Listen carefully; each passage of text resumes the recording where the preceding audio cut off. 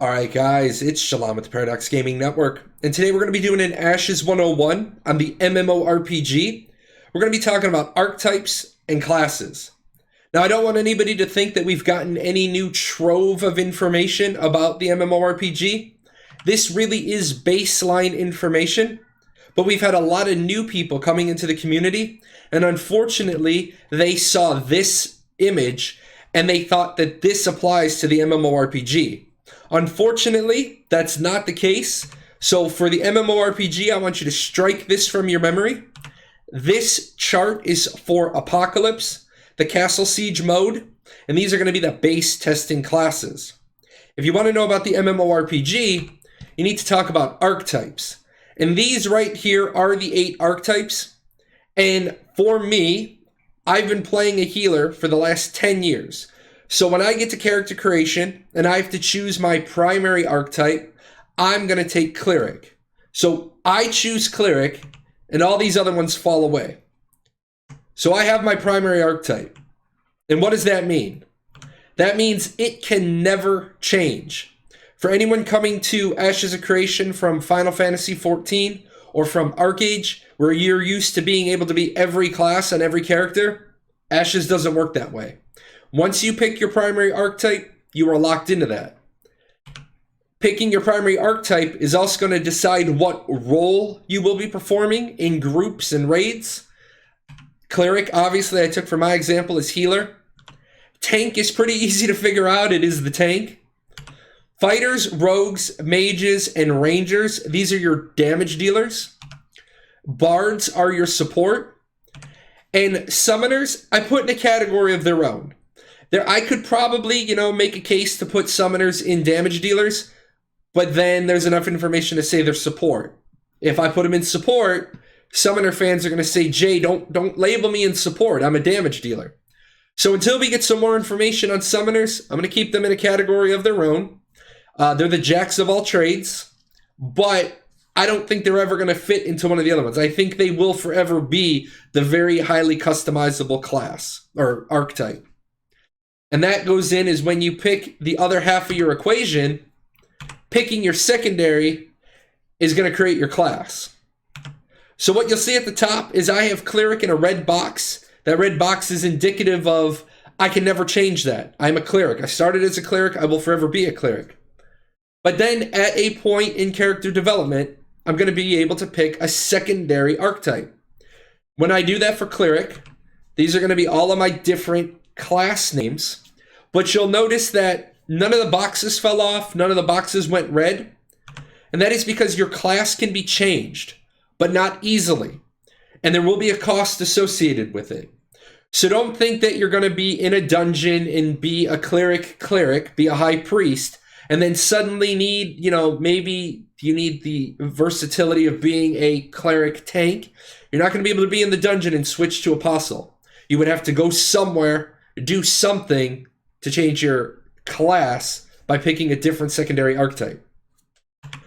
This is the entire chart. If you're interested in seeing how all the names link out, I'll put a link to this in the description below. So what you have is me. I've chosen Cleric. And when I choose my secondary, that equals my class. So my primary archetype, once again, is my role. It's my job in parties and raids. My class is how I do that job.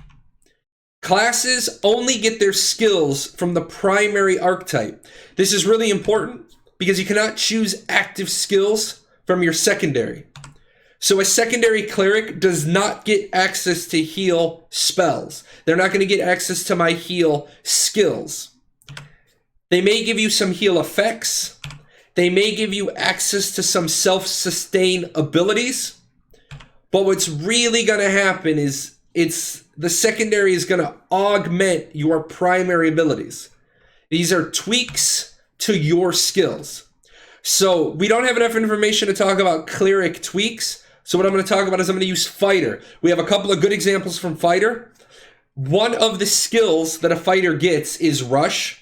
It's a charge with a knockdown.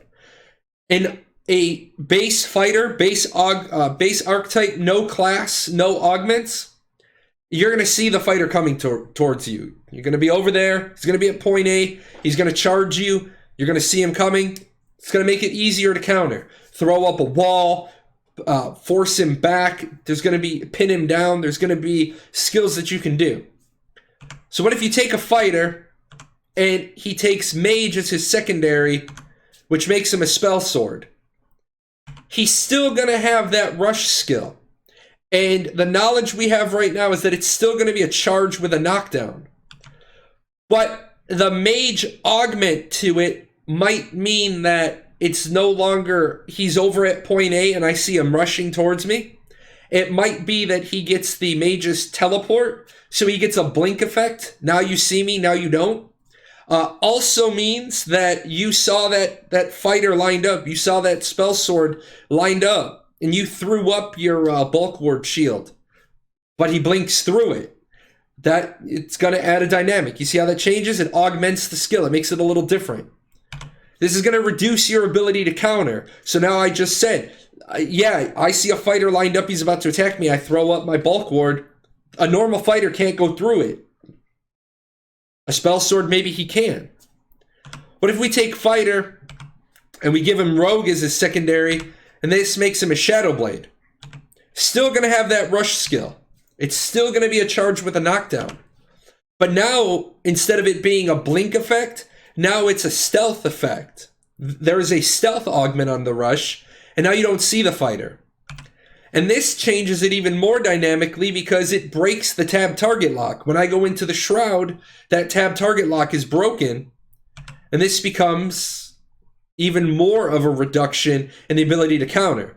Now, the wall from when we talked about spell sword, the wall probably would still work now. I saw the fighter lined up. I threw the wall up. The fighter bounces off, or the Shadow Blade bounces off of it because he doesn't have that blink effect. So you're going to have to think long and hard, and you're going to have to look at all of your augments to figure out which ones you want. Now, to make things even worse, and this isn't a video on skills, but while we're talking about archetypes and classes, I want you to realize that you're also going to get augments from your race, your religion, your social organizations, and possibly your guilds. Guilds may be able to not take a 300-person cap. They're going to have some other points that they can spend, and some of those may be guild-specific augments.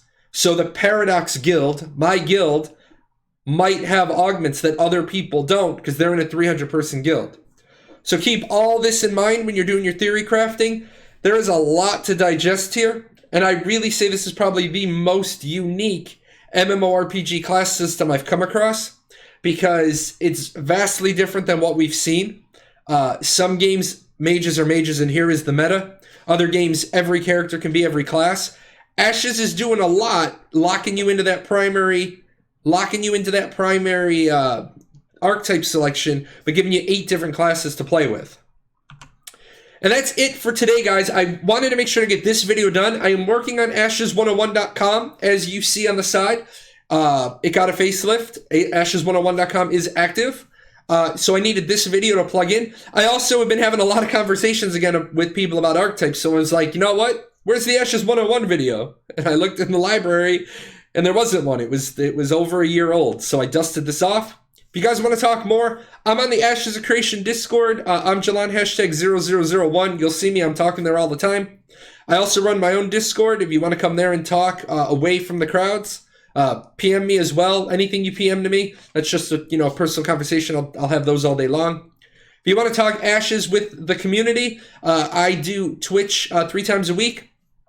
And as always, I always say a special thank you at the end to my sponsors at Patreon. If you guys go to the description below, you will find a link to a giveaway that I'm doing right now. I'm going to be raffling off 5 $10 gift cards at the end of the first quarter of the year. So big thank you to all of my sponsors at Patreon. That's it, guys. I want to get this one cut. I want to get it out to the community. We're on a little drought of information, so new people can use this, and then I can put this right up at my website and help new players just like you. You guys take care. Hey, where are you going? You're not done yet. See these videos? There's videos up here to watch. You gotta go over here. Hit the chibi. Subscribe to the channel. Check out the webpage. And I'll see you guys on Twitch.